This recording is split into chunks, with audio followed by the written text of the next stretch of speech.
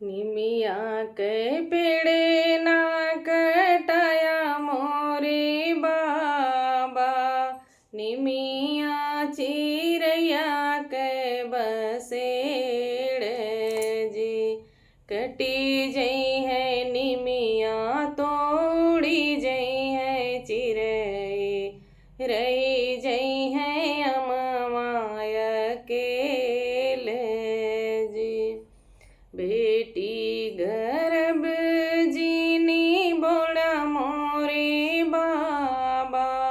बेटी पराया धन होए जी। चली जई है बेटी तो सुने हुई है अंगना। रही जई है मैया अकेल जी। इतनी बचन सुने मैया कवन दे। रोए महलिया के बीच। 9 महीना बेटी कुखिया में पाले। ताना में ना सुने हजार जी।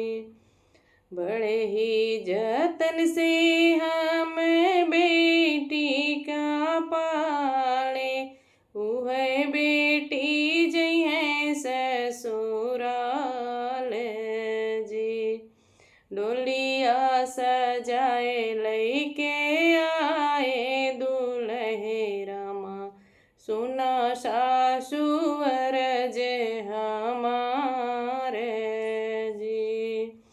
विदा करा मोरी सासु अपने बेटी।